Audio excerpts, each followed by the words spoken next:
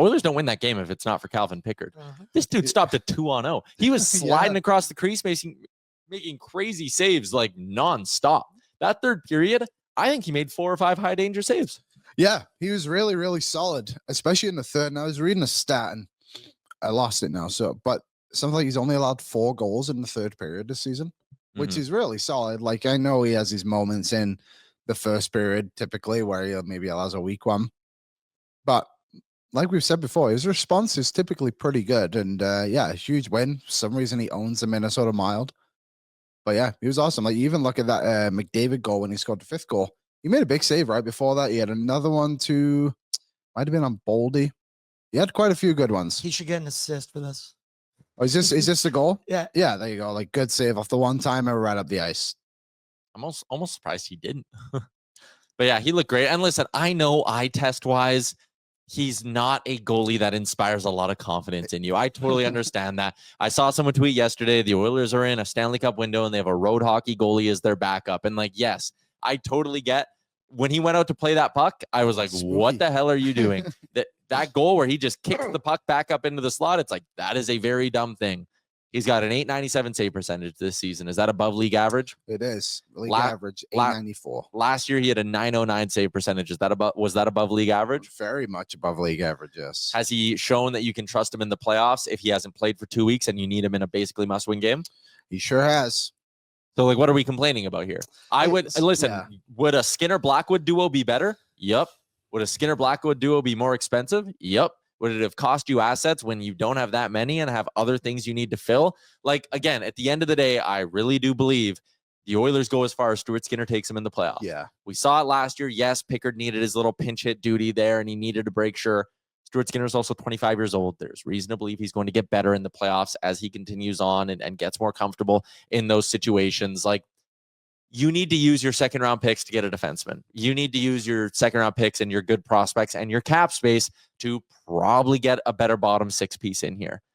To go out there and spend on a piece that, if all things go well, you don't use in the playoffs, I think would have not been the best way to do business. I can understand the case for it. I'm not going to sit here and say the people who wanted Blackwood are in the wrong at all. Like, I get it.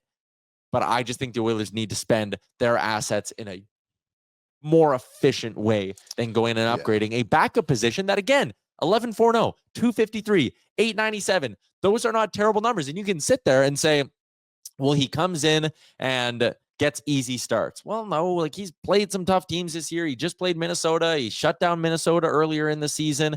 Like, it's not, they do give him usually the easier starts, but also a lot of times, and this instance right now isn't the case, a lot of times your backup gets the second night of back-to-backs, which is the more difficult night because the team in front of you is not quite as sharp. But, like, I don't know, going through this, stopped Minnesota a couple times, only gave up 3 goals to Columbus. Columbus is one of the better offenses in the league this year. Montreal's been decent. I know he wasn't great against New Jersey and Montreal, but the team didn't also score a goal in those games. They lost 3-0 both games. It's like a different game if the Oilers get 1, but yeah, I don't know. I totally agree. I feel like the Oilers have way better spots to spend their limited assets on. And I don't know, like, maybe I'm wrong and I'm trying to think of this top of my head.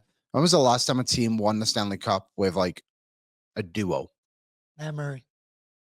Murray and Fleury, I guess, right? Yeah. But how much did Fleury even play that run? I think he played like a series. Did he play the series? But for the most part, they're not like alternating. Yeah, you know what I true. mean? Like, No. it's kind of the same difference. I don't know. I just feel like it is what it is. Calvin Pickard is a backup goalie. He is not a 1B. He's nothing more. But he'll give you good starts when you need him. And I know Naeem is usually the guy in the chat pushing back hard against us on this. And he goes, the issue is we have a backup when we need a 1B. But, like, why? Stuart Skinner, 2022-23, 50 games played, 48 starts, 914 save percentage, 275 goals against average. Good numbers in his first season in the NHL. Next year, which was last season, he starts 57 games. Like, workhorse, not 1A, workhorse number 1 kind of a start load.